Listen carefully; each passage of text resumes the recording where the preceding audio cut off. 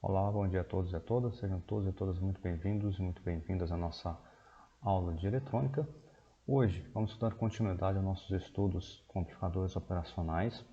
E nessa continuidade nós vamos falar ainda na configuração inversora, que foi a configuração que nós vimos na aula passada como a primeira configuração de utilização dos amplificadores operacionais, mas na aula de hoje nós vamos ver ela de forma generalizada, com impedâncias generalizadas.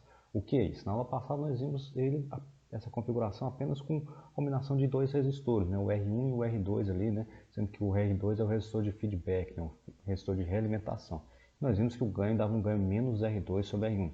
Hoje nós vamos fazer com que esse resistor R2 ou resistor R1, ao invés de ser apenas um elemento resistivo, possa ser então uma combinação de elementos resistivos, capacitivos ou indutivos, especialmente resistivos e capacitivos, que é o mais utilizado na eletrônica, já que capacitores têm volume bem menor do que o indutor bem maior volume e mais pesado também.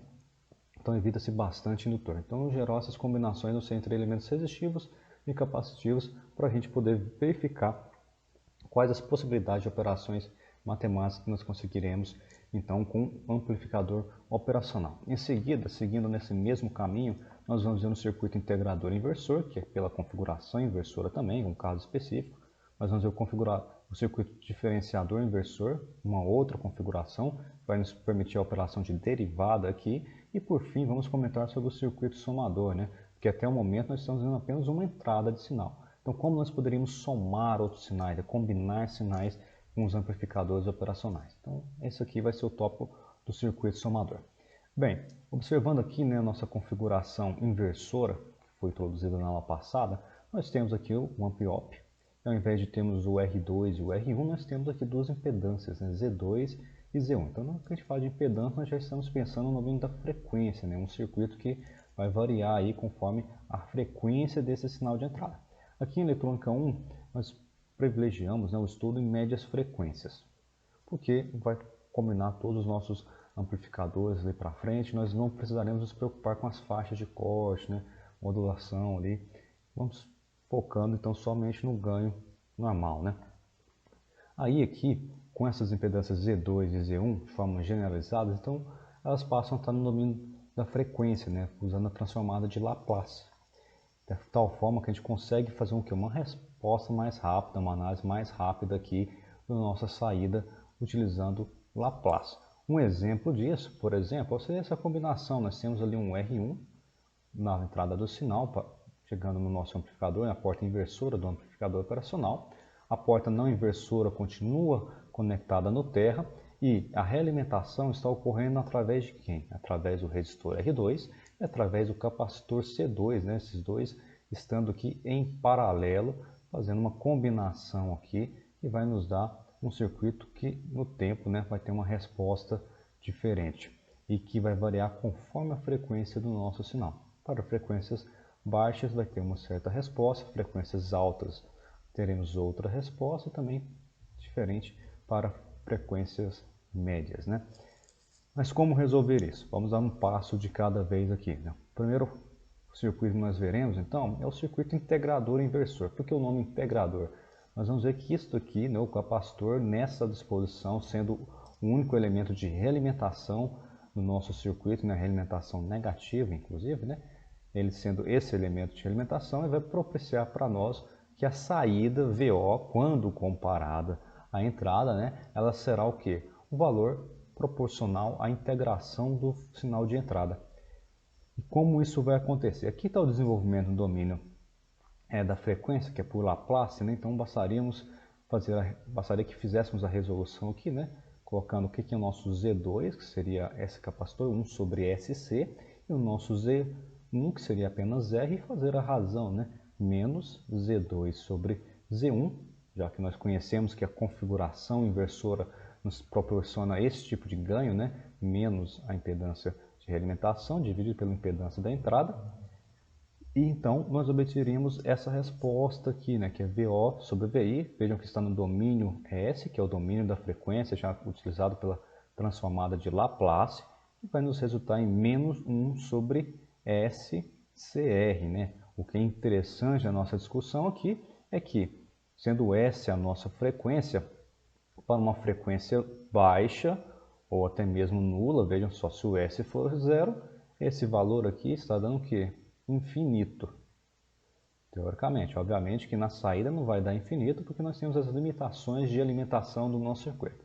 E à medida que a frequência S vai aumentando, vamos colocar o limite dela de zero para o infinito. Então, quando ela chega no infinito, nós temos o quê? Que esse valor aqui, não necessariamente no infinito, mas que esse valor aqui vai tender a zero à medida que a frequência aumenta. Ou seja, esse tipo de circuito também é conhecido como circuito passa-baixas, porque vai permitir passar baixas frequências. Veja que com frequências baixas nós temos um valor aqui sendo compensado, né, sendo amplificado, e para frequências maiores, que inclusive acima de 1 sobre RC, que é a frequência de corte, esse circuito aqui vai começar a ter uma atenuação do sinal. Então a integração vai diminuir a amplificação desse sinal. Então a gente consegue utilizar esse circuito integrador, no caso aqui um integrador puro, como um elemento de filtragem de sinal, né, para selecionar uma faixa de sinal. Mas como nós sabemos que isso aqui é um circuito integrador, né? Por Laplace, isso aqui sai direto, né? A resolução, a gente verificar aqui 1 sobre SRC, né? Ou SCR.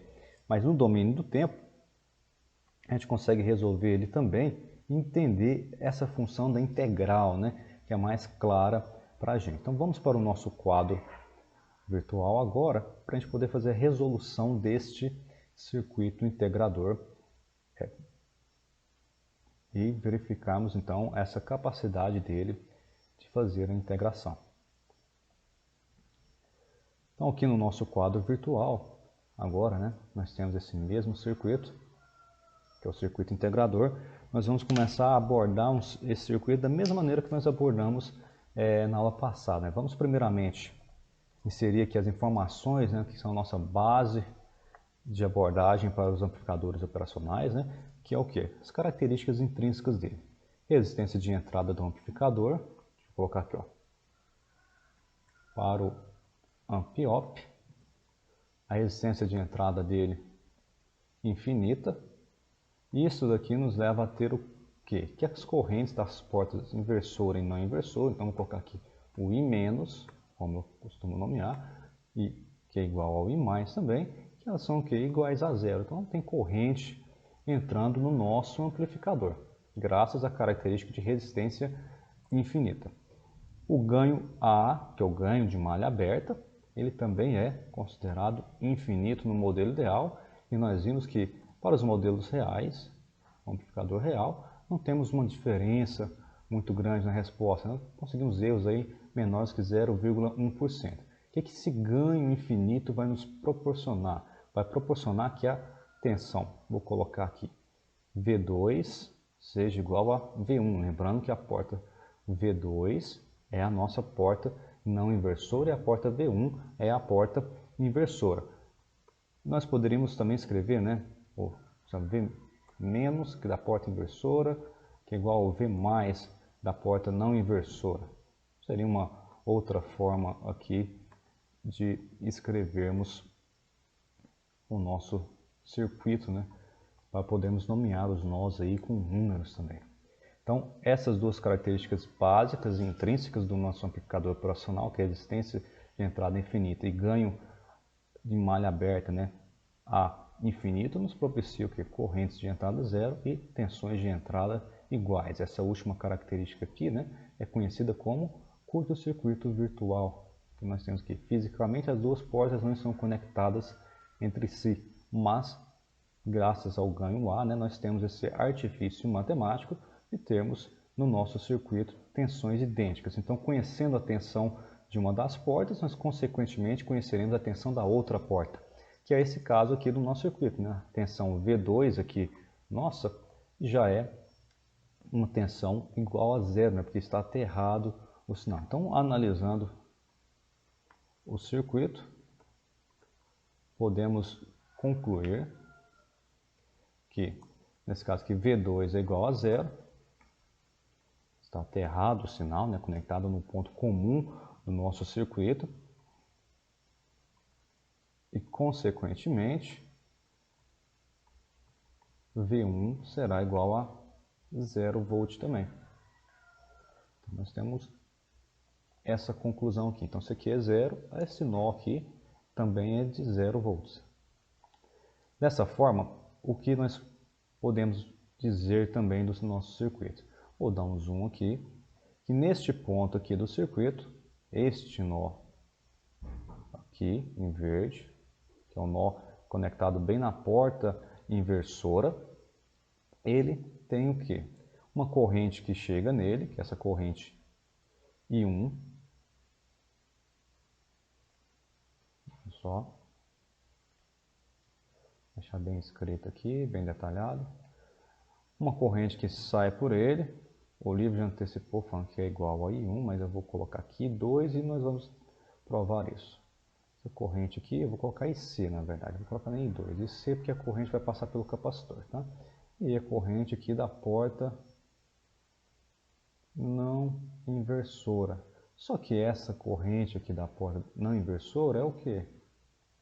0 ampere, porque nós temos uma resistência de entrada infinita, né? Uma propriedade intrínseca aqui. Então, se a gente aplica LKC nesse nó, né?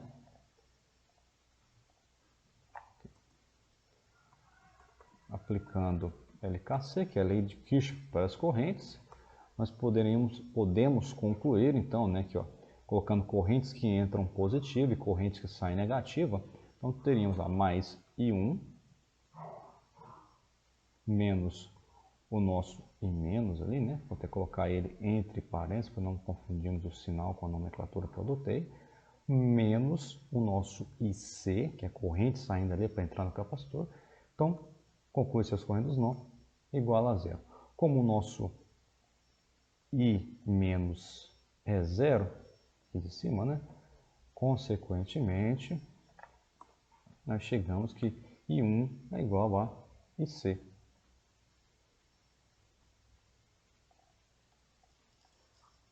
Então, se a gente conhecer uma corrente, nós conheceremos a outra corrente também. Se relacionarmos uma delas com o nosso sinal de entrada, consequentemente, estamos relacionando a outra também com o nosso sinal de entrada. Então, observando aqui, ó, do nosso lado da entrada, da corrente I1, nós conseguimos calcular ela por meio de quê? Por meio da lei de Ohm, né? Nós temos a diferença de tensão entre os terminais do resistor é igual a que a corrente que passa pelo resistor vezes a resistência dele. Então, aplicando a lei de Ohm,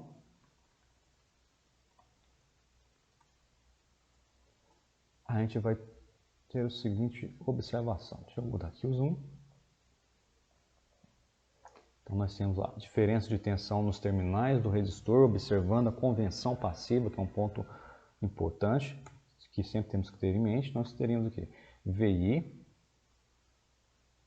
de um lado do resistor, menos a tensão V menos, que já é 0 volt, que é a tensão V1, né, que é, vou colocar aqui V1, igual a quem? R vezes I1. Por que está nesse sentido? Né? Porque VI menos V1.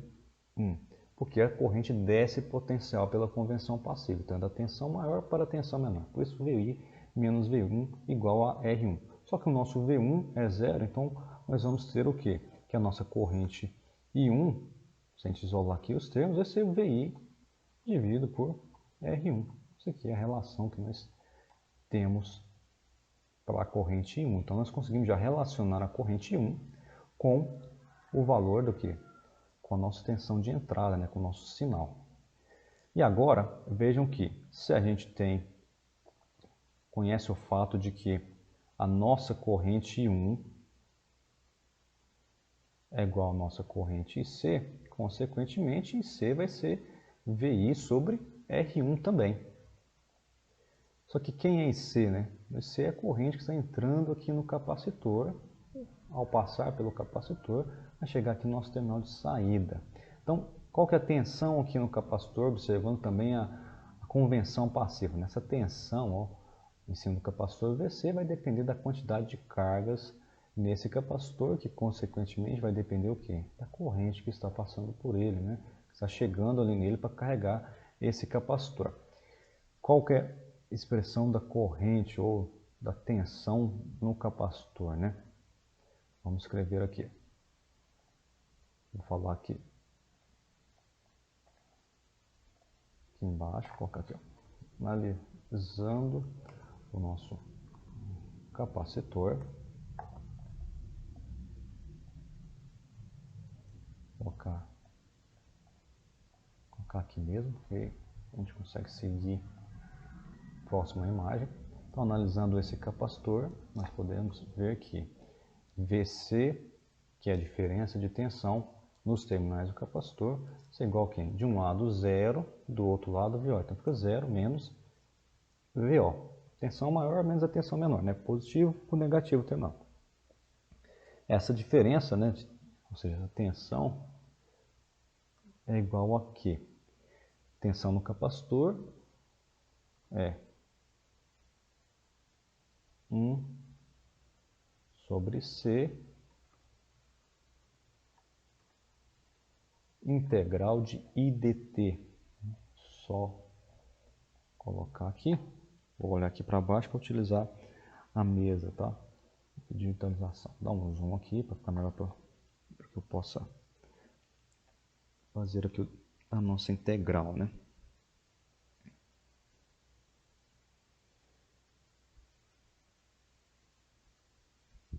Um sobre C integral de IC dt. Então, 1 sobre C integral de dt. Porque a tensão no capacitor, né? A corrente do capacitor é o quê? A corrente do capacitor é CTV dt. Então, se a gente isola o termo, né? Passa o C dividindo, ficaria 1 sobre C integral dos dois lados, de dV dt e de IC dt. Então, nós faz essa integração, né? O C, que é a parte variável, a capacitância não é, vai ficar o quê? 1 sobre C integral de IC dt. Essa integração, né? Obviamente que o resultado dela vai depender o quê? Da condição inicial do capacitor e, posteriormente, né? O resultado da integração mesmo da corrente, da área, né? Da corrente que passou pelo nosso circuito. Vou fazer aqui uma consideração, que é que nós temos que a condição inicial vai dar uma tensão inicial de capacitor, o VC0 dele vai ser de 0 volts, tá? Mas observando aqui, o que é um fator importante, a gente vê que esse valor, essa corrente, né, ou essa tensão aqui, que é menos VO, 1 sobre C integral de CDT, a gente já conhece parcialmente ela e consegue o quê? Relacionar com a nossa entrada. Porque quem é o nosso IC? A gente viu que IC é igual a I1 e que I1 é quem? VI sobre R1. Então, nós escrevemos aqui, ó, vamos reescrever, vou inclusive passar o sinal negativo para o outro lado, né? Deixar só o nosso VO. Nós temos que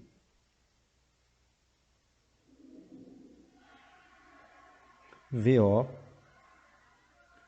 é igual a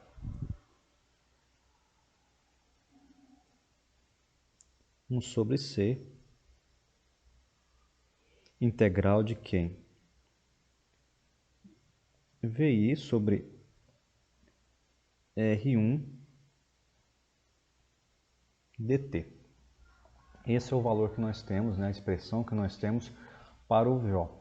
Veja que o R1 é um valor constante, é uma resistência, então parâmetro do nosso circuito. Nós podemos tirar ele da integral, fica 1 sobre RC, essa integral aqui, esse valor, né? Opa, esqueci até do sinal, né? Que tem que dar um sinal negativo aqui, porque o nosso VO era multiplicado por menos. Então, esse R1 pode sair aqui na integral e nós temos o sinal VI que vai variar no tempo. Então, a gente vê aqui, né, que a nossa saída, né, o VO, nada mais é do que uma integração do nosso sinal de entrada. Obviamente, multiplicado, né, ponderado por quem? Por menos 1 sobre RC, ou R1C, né? Então, por isso, esse circuito é chamado integrador inversor. Aí, qual que é o grande problema desse circuito aqui, né, que nós temos? Porque essa integral, como eu falei, né, tá aqui uma integral definida, ela, na resolução dela, vai dar o quê? O valor da condição inicial. O que é a condição inicial? É o nosso VC0, a tensão inicial do nosso capacitor. Então, se esse circuito já foi previamente utilizado, ou esse capacitor estando previamente carregado, na hora que a gente começar com um sinal aqui, esse capacitor já vai ter um valor de tensão e vai variar depois com o sinal. Então vai ser um VC0 mais o resultado dessa integral aqui para o nosso sinal de entrada. Isso é ruim porque imagine que nosso sinal de entrada tem um certo valor, então, e a condição inicial aqui era 0, tá, do capacitor. Então a saída vai ser diretamente essa resposta que nós encontramos aqui, menos 1 sobre RC integral de VI dt. Aí, no certo momento, a gente chega aqui, ó, e desliga o nosso VI. Desligando o VI, colocando ele igual a zero, nós temos o que? Zero aqui de um lado, zero do outro lado do nosso resistor.